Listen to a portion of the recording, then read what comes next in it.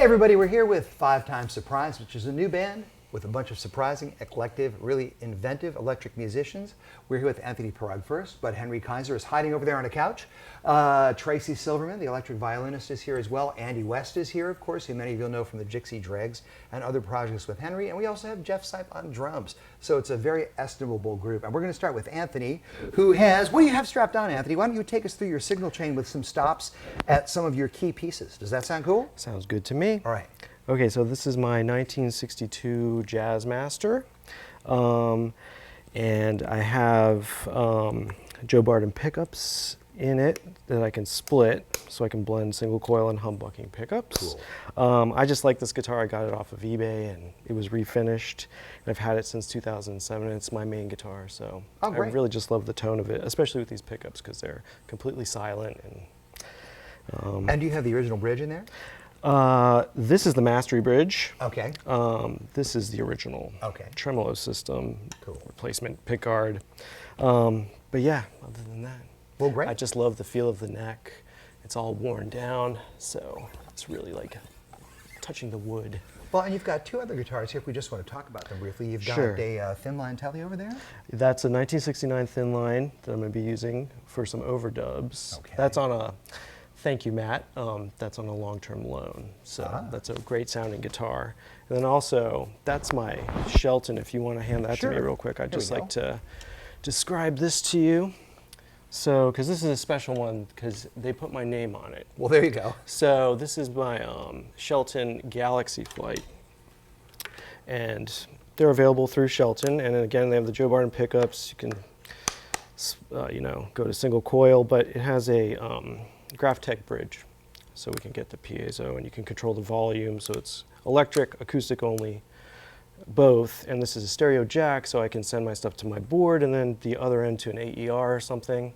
And then also has a 13-pin jack here, so I can have a third output, and again, it could be guitar, whatever this is selected to be, just the guitar synth, and then both, and then this is the volume for the guitar synth. So I can run it to a laptop through an Axon or whatever. And I don't know, it's just really fun. And I'm excited to have Well, it this. seems like a super versatile guitar, and it seems good to fit into the aesthetics of the Messthetics, which is your regular band. Exactly. Yeah. Cool. So, all right, well, why don't you take us through your rig with some key stops? Okay, I'm going to start here. All right. This is my pick. I use the blue chip pick, which I love. I saw Julian Lage was using them, so I bought one, and I saw the Bluegrass guys on their website. So I got this TP50, and then I use a teardrop Clayton because Danny Gann and Ray Buchanan have those small white picks. And so I got this from them, custom cut, but I love it. I used the other one for 2 years, and it was finally worn down enough in Japan when I was with the Messthetics over there. I just had to get another one. So I love this pick. Then I go into the Fuzz Factory, which probably everyone knows what that does. Then this Mel 9, I am really in love with for a couple of reasons. So I just leave it on the flute setting, and it tracks really well with the envelope, right, without the attack. So I have a song that I play with the Messthetics. It's a Sonny Chirac cover. Which one? Once Upon a Time. Cool. And I use it on that. I overdrive it. I'll play without the overdrive first, but just the... So as the guitar decays, the Mellotron can... So that sounds good, but then I thought maybe Link Ray would like a little more overdrive on it, so...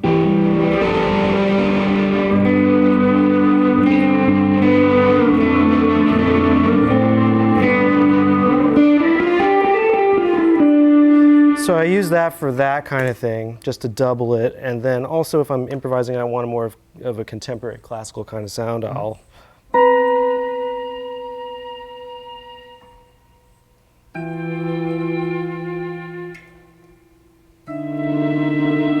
throw that in there to get a little orchestral chamber thing going on. Something more string-like. Exactly. So that's fun, and it works very well. The Whammy, I don't think I need to say anything about that. I mean, we know the Whammy. Our friend the Whammy. Everyone's best. So I'll just use it for like in the Messthetics, or yesterday we were tracking. I'll double with octaves, so up or down, just to get more of a synthy sound, and then obviously do the pitch stuff like everyone else. Then I have the diamond compressor, which I like a lot.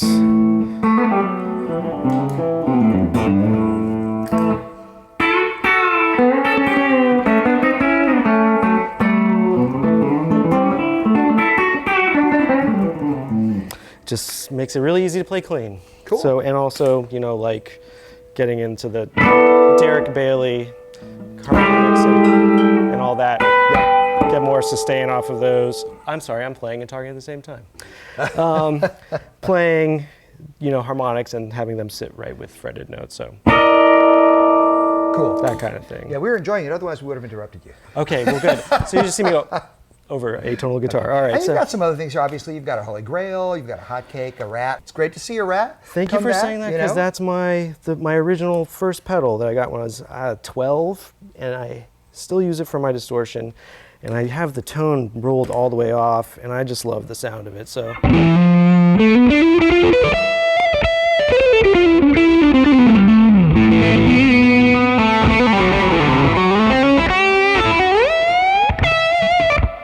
I just love my Rat. I know it's called a Rat, but it can be a beautiful creature. Yes, yes, sir. Okay, so then I have the CLAUN. And is there a story with this CLAUN?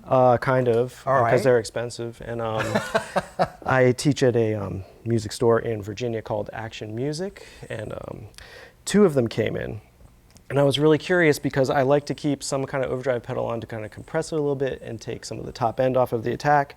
And these pickups are super high output, and it would make any overdrive pedal really just pretty gnarly, and even at 0. So I played this, and it was the only thing that didn't blow up as soon as I plugged this guitar into it. So I figured out a way to get it, and I brought it to a gig, and I didn't tell my wife, and my wife came. And it was a jazz gig at a jazz club in DC, and at the set break, she just came up to me and she was like, "What's going on with your tone tonight? It sounds really good." I was like, "Oh, I'm not crazy. Okay, this is real."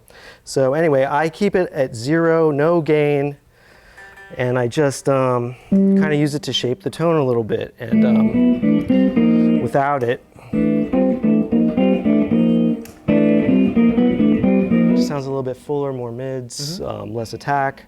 So I leave it on all the time. I see some people in, demos saying you could leave it on all the time. I am that person. Okay, now this is something I love. The Super Hornet. I went down to Athens and visited Greer and got this. It's a fuzz with an octave switch for a momentary octave switch. So here's the fuzz tone.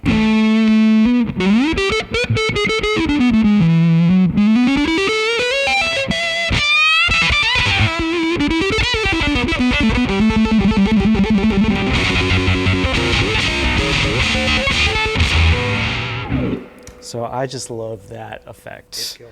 And that's a very exciting one. The Hotcake, I've been going through overdrive pedals. This is just the one I've had for a while now. I was using an OCD, then a King of Tone, which I sold and regret selling. But this is good. So we talked about the Rat. Yep. I'm using the Afterneath a lot because it does that. Yep. It's just incredible for instant ambient stuff.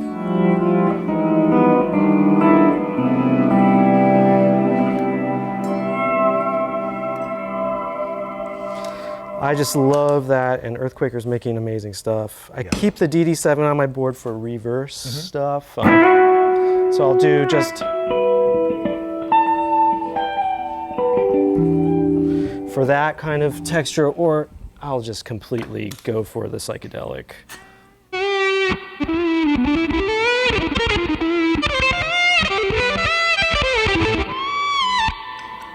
Sometimes I'll just get into that.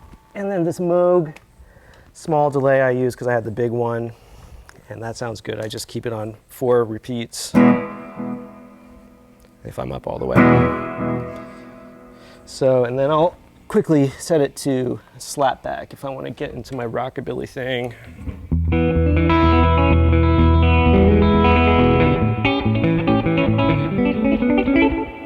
All that, and then also for the Sonny Chirac, just skronking.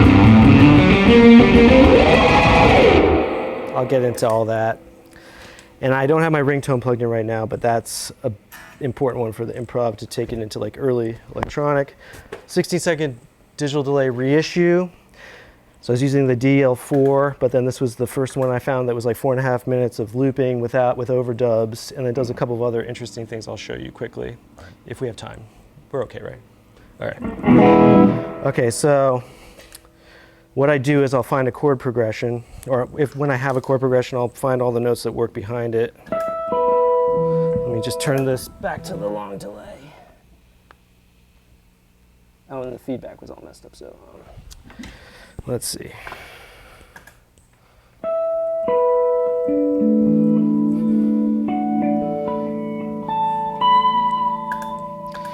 So I'll let that go in reverse so that it doesn't affect anything rhythmic I'm playing. Then I have a lo-fi loop junkie after. I'll dump that in, because that's a one-shot to get that Boards of Canada warble that I love so much. Then on top of that, I can go up an octave. Then I can do my thing.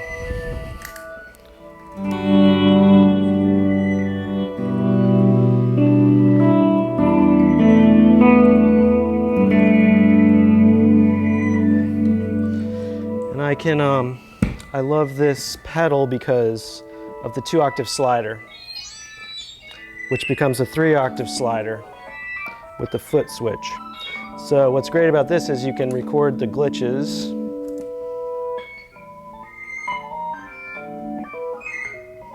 And then once I stop that, I can glitch the glitches and go up octaves. Then I can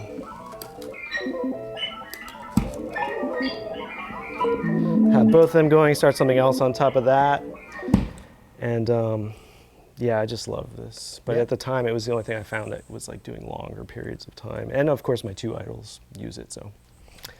And who are they? Well, Bill Frisell and Nels Cline both played the originals. So I mentioned Danny Gannon and Sonny Chirac before. Those are my 4. Yep, and Roy, you mentioned him as well. Yep. And because I'm from DC, so I have to have a Telecaster with bargains.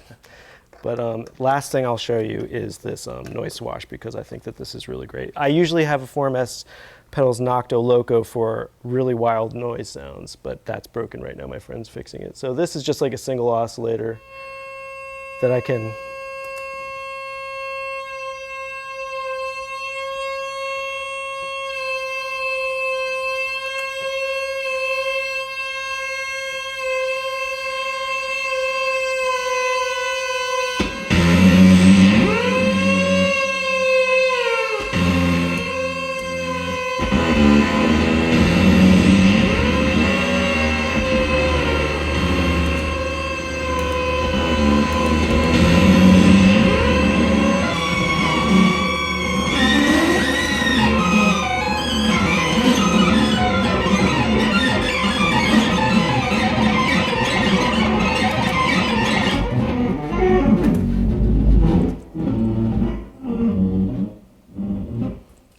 to. Yeah, when you need to do that. Yes. Which sometimes we need to do. I find that I need to do it fairly often. Once I am able, I know that I'm able to. All right, so. And you're running everything into the deluxe today. Did you drive this amp, or is this just? Yeah, I drove everything down. I use, with the Messthetics, I use this, and I have a Marshall 2061 back there. With a single 12.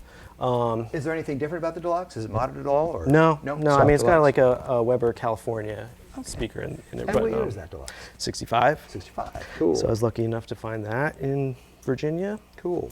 And I love that because it can do the telly thing and take all the pedals, and I am, yeah.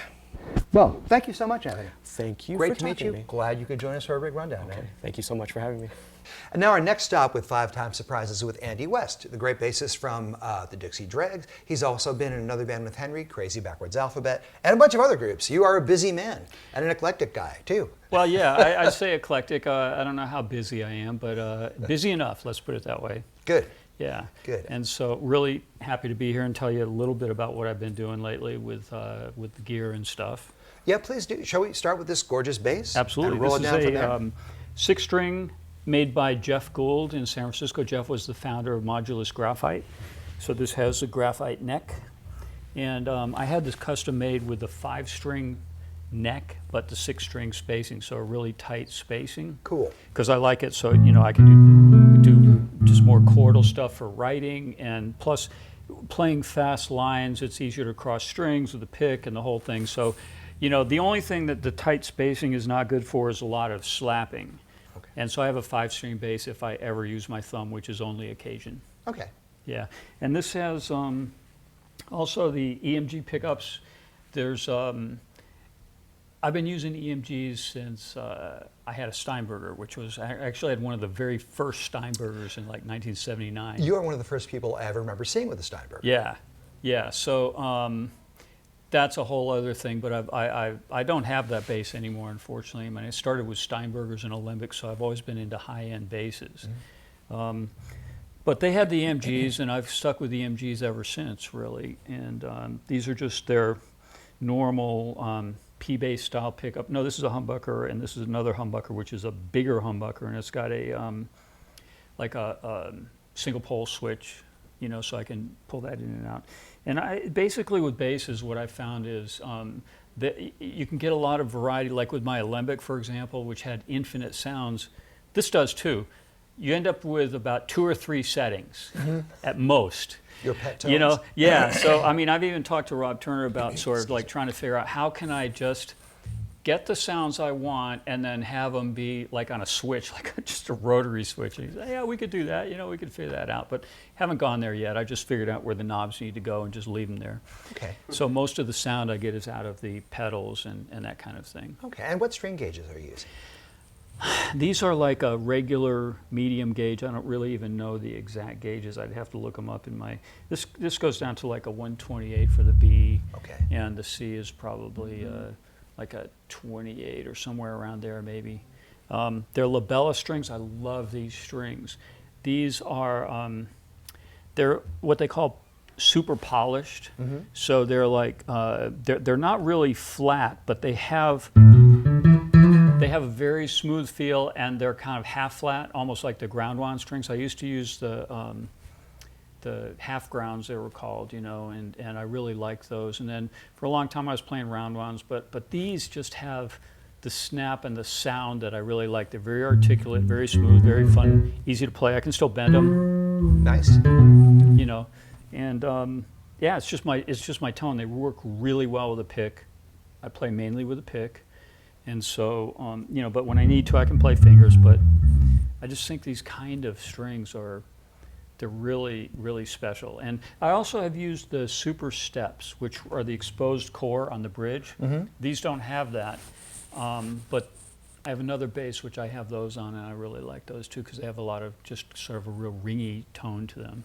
Well, just one quick question too. Since this band is making such distinctive music, could you just briefly tell us a little bit about how you first connected with Henry and what you guys have in common as a musical thread? Yeah, sure. So, well, okay, so you and most people probably know of me, if at all, because of my history with the Dregs, with Dixie Dregs. And the Dregs are a very sort of precise, you know, high-level instrumental band, very articulate, very particular, you know, fusion styles, which are just, you know, in the pocket, so to speak, you know, or as Jeff would say, on the grid, you know, very kind of aligned metronomically, and requires a lot of athleticism and technique to be able to play that stuff.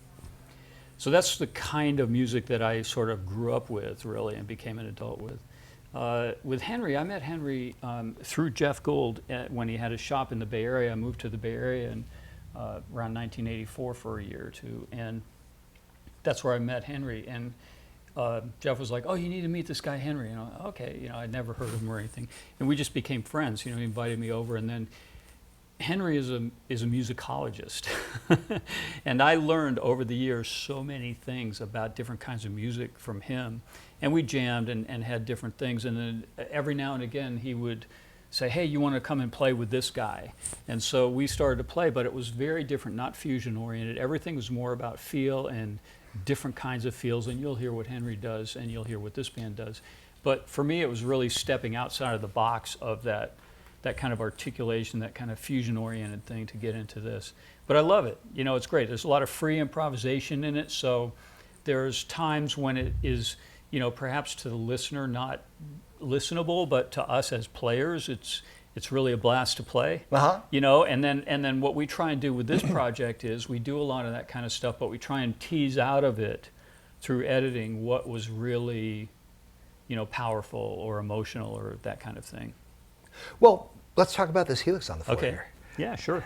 So the Dregs did a reunion tour earlier this year, which was the first time that the original band on the very first album got together since 1977. So it was really an exciting thing to get back into it. And I've been using plugins and really not doing live performance very much. So, I didn't really have a live rig that would do what I wanted it to do for the Dregs, which back in the day, I had a Mutron phase, I had the biphase pedal, I had the envelope follower, all those kind of things, a little bit of distortion. So I thought about going back to those pedals, but I've also been using Line 6 gear for a long time, and they had just come out with a Helix. So I thought, okay, well, I can just use the Helix. And because here's the thing, this is where you get into the philosophy of sound and so on and so forth, right? Where are you going to go for the sound of a bass through an amp, or are you going to go for a sound? Right.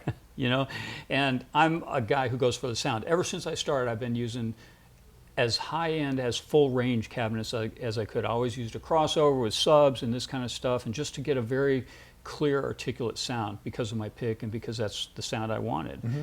So I started to look at, because this thing has modeling built into it, and I can get a little bit of grit out of it if I want to.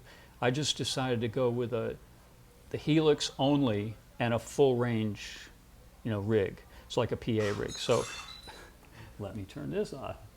So I used Electro Voice cabinets. I got their high-end kind of music PA cabinets, a 15-inch sub, a 12 with a horn. Mm-hmm. I think it's called the ETX series. And it worked out great. I mean, it was just like, this straight into that, and that's all I had, and really I had like a master EQ on this, mm-hmm. and then just a couple of little simple effects, use a simple delay, phaser, chorus, that kind of thing. Yep, and you've got an H9 as well. Yeah, an next to H9. it. So the ubiquitous H9. Everywhere I go, I see these now. Well, it's an amazing thing. And when I went out on tour, I was talking to Henry about this, and I said, I've been using all these Eventide plugins, and I'm thinking about using my computer, and he's like, no, you don't want to do that. And everyone, computers are kind of precarious. I still love the computer. I'm going to talk about that, but okay. but for a hardcore touring thing where you got roadies and this kind of stuff, I mean, unless you have people that really understand the ins and outs of what you're dealing with here, yep. It can be pretty tricky. Yeah. So I said, let me just get it. I love the Eventide. The Eventide does some things that the Line 6 doesn't. Mm-hmm. I'm sure that they're working on that. But these guys always stay a step ahead too, so it's cool. But what I really like about the Line 6 is, so I went on tour with this without the computer, because you can program in all of the signal chain, and you can change things around through the interface, yep. Which is just awesome, right? And so I want the phaser after the octave box, or I want the octave box, at the end of the chain, right? You can do all that kind of stuff. And then you can mix it back together, and it's just really cool. And so with the H9, I've got it set in where I can change it through MIDI. I can change the program. It's interesting right now. I've got it where I can change it from. They just released a Bluetooth control on the Android, so I can nice. Punch it up and change the programs. It's pretty cool. But again, you don't want to count on that live. Well, and do you have a sort of a core setting that you use primarily with this live? Yeah. Here, I'm sure you're all over the place. It's really just a straight sound, okay. And again, we're in a studio here, so I don't have my PA rig. It's just going through an amp, but through the board, it just sounds exactly like I want it. It's a very slight distortion, like this amp sound there. That's without it, so it adds a little bit of snap and mid to it. And then, on here I've got a couple of things, like I got the wah.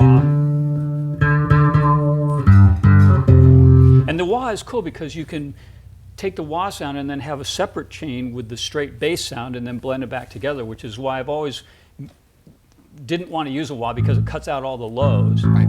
But here I've still got it. Right, that's cool. Yes, it's essentially having two completely different effects. Yeah, you've got two chains, and you can blend and split. And then here I've got another one with this. With this H9, I've got it set up here with a pedal.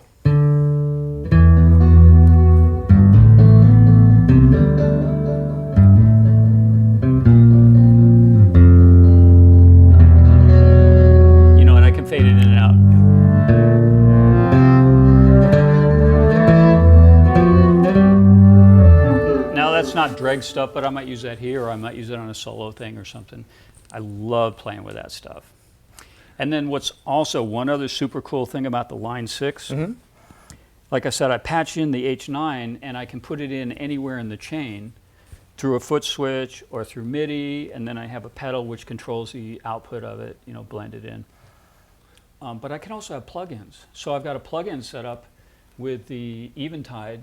So here, like for example, is this Octavox thing, which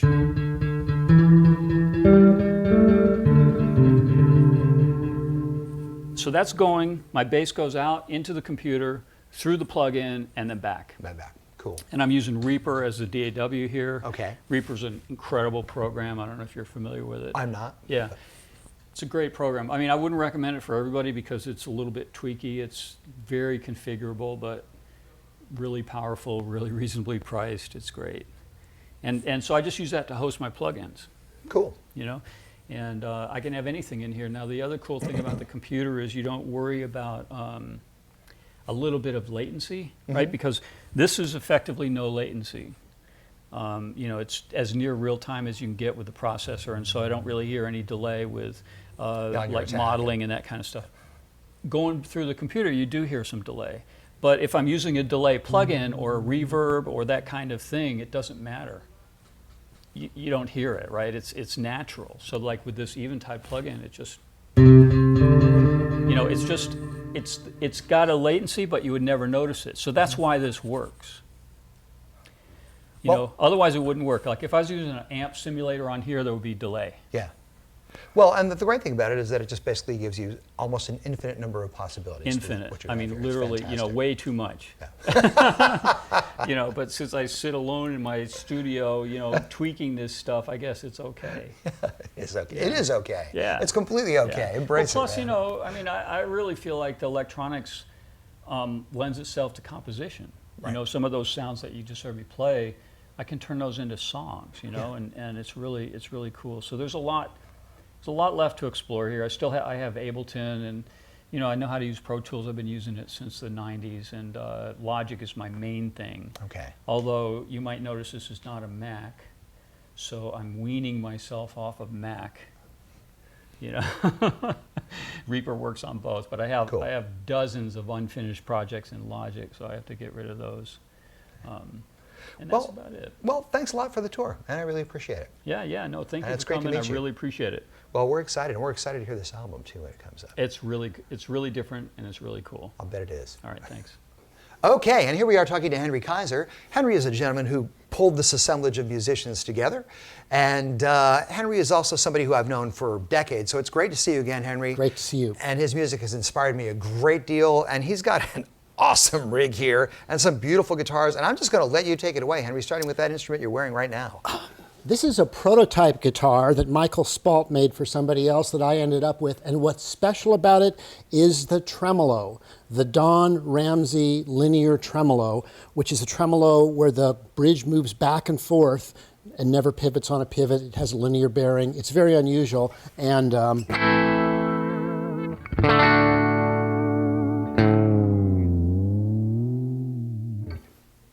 I love this tremolo. And this guitar also, which has a rosewood neck, has a 27-inch scale. And I kind of wish all guitars had 27-inch scales. The other thing I wish is, pick this up, Tim. I will. This is a CLAUN custom electric that I've had since the early 90s. And I've replaced the frets, if the camera was to look at the frets, with a True Temperament aftermarket neck from Sweden that was made by Danny Ransom and then fretted by True Temperament in the US. This is a system, you can look it up online, where they've actually made the guitar play in tune. Guitar's not really in tune. This is in tune.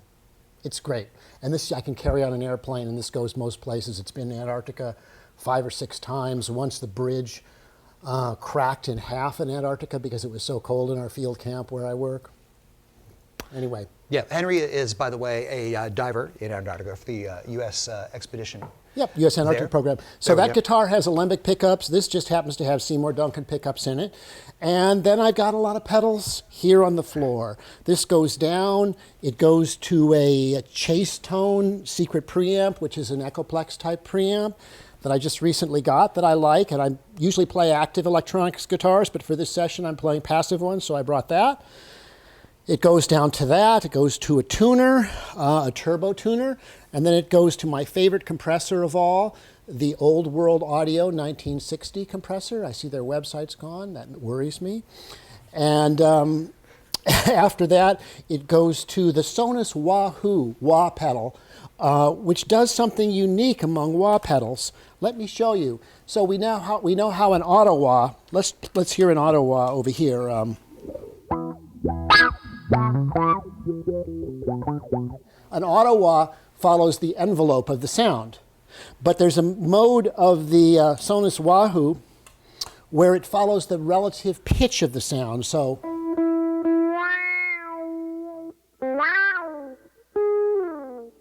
if I bend a note, it opens the wah. And together with a fuzz,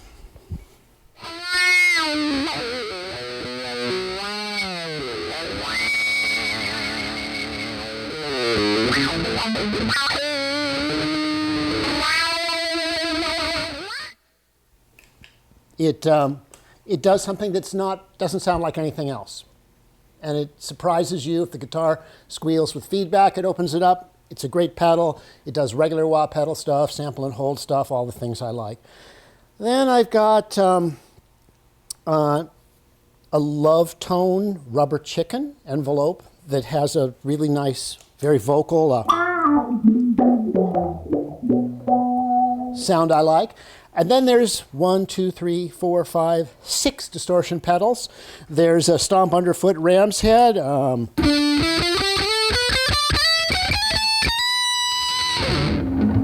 There's an EC Mystical Sustainer.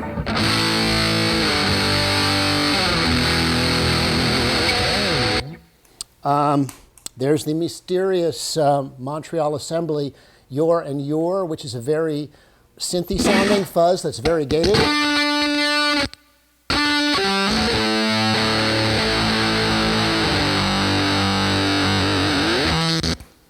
Then there's my favorite discontinued distortion pedal from Tech 21, their Comp Torsion.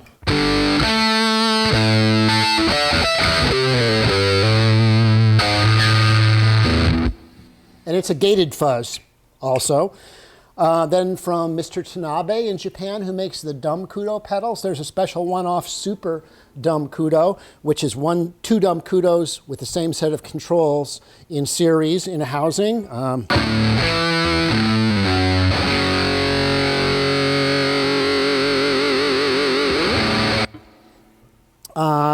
And then for this gig, there is a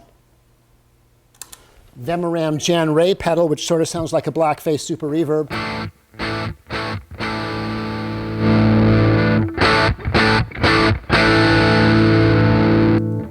And then the new beloved child around here, the Game Changer Audio Plasma pedal, which is a very strange pedal that you'll just have to look up online at Game Changer. Plasma pedal, find it, and it does a special kind of distortion through like a gas-filled tube.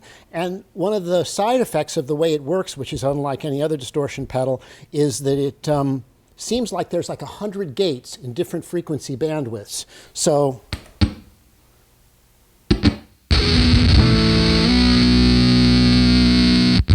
it has a really strange way of shutting up.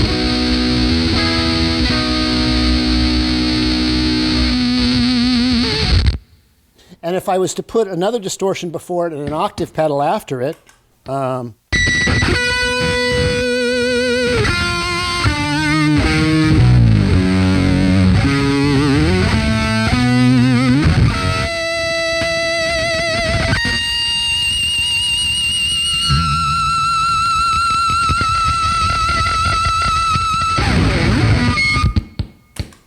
it makes a nice combination of things. Then there's an EBS Swedish Octa bass pedal made for bass players that sounds great with guitar. then the red Panda Lab tensor. And now we've moved away from distortion and stuff into things that manipulate the signal in strange digital ways. And you've actually told me that of all the pedals, the tensor is one of the ones you would always like to have with I you. got to have a lot of design input into the tensor, Okay. Ted and folks, so it does all the things I need, like it does my...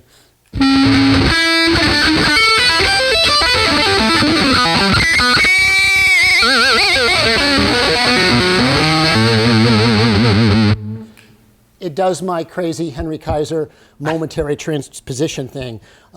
Anthony, using the whammy pedal over there, has to step on a pedal twice to change the pitch. Once to change it and again to change it back. But I just have to step on it in a momentary way.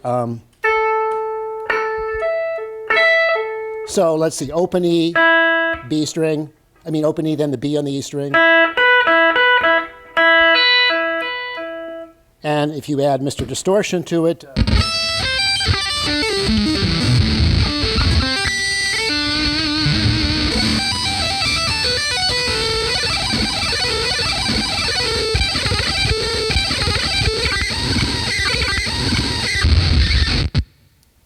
can do a lot of funny things. Next is the Hex Revolver DX16, which is a longer version of their DX pedal, longer memory time, and it has 17 seconds, even though they call it the DX16. And let me show you, I can play a line, and I can transpose it, in this case, up an octave, and then it chops it up and plays the loop in different random orders. So let's see.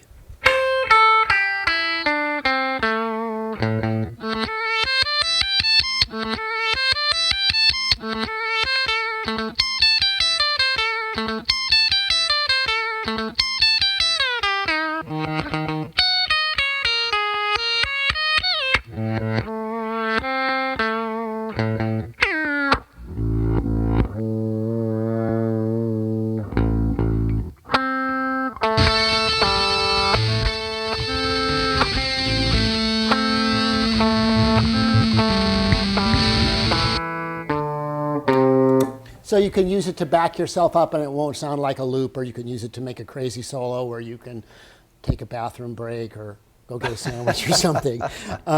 Then there's Eventide H9, which everybody knows, which I mainly use for momentary. That's a fifth momentary octave. Or if I was playing...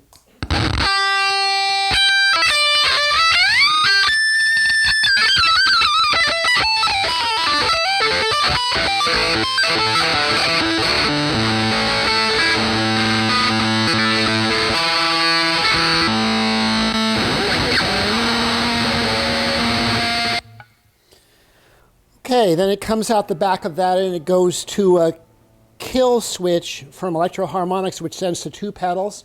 It sends to a TC flashback delay, which I have set for reverse in backwards mode. So if I...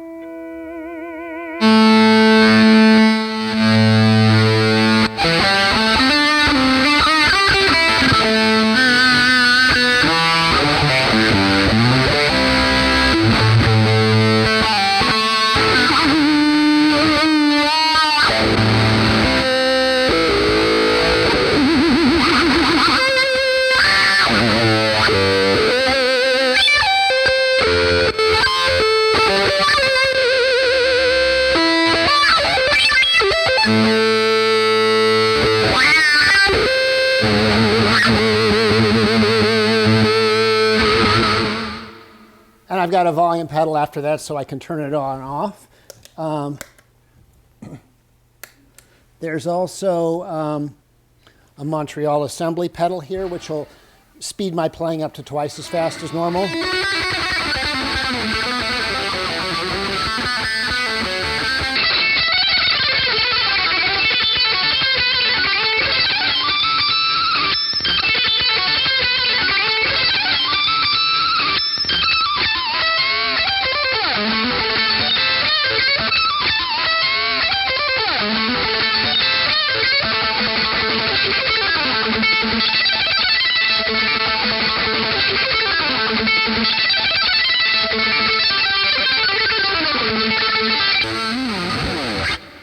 So what that does is, to speed it up twice as fast, it has to play everything I play twice.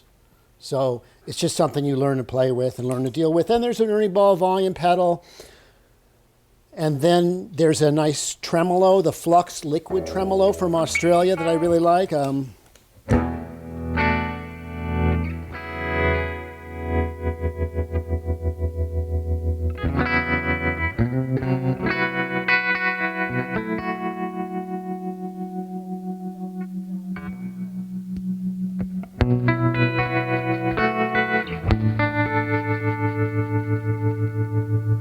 Then there's a GFI Specular Tempest reverb.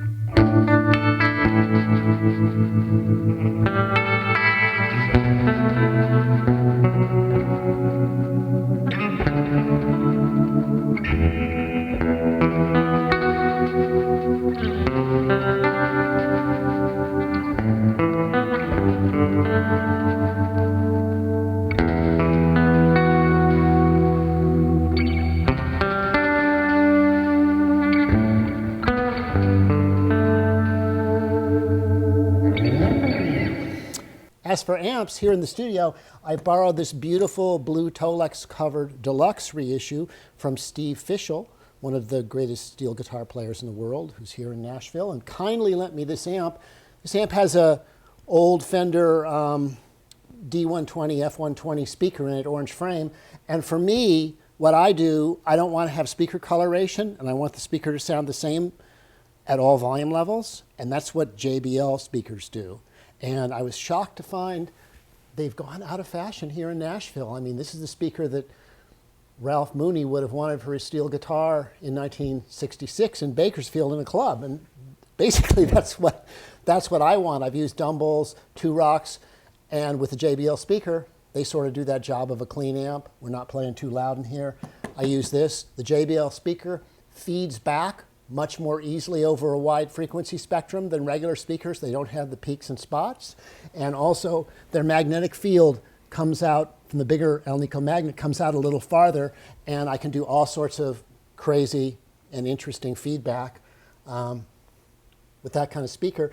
And let me just play one little last thing before you have any questions. Yeah, go right ahead.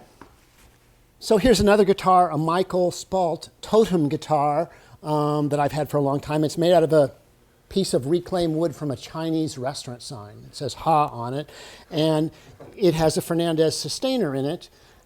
And it's interesting what you can do with this speaker and a guitar like this.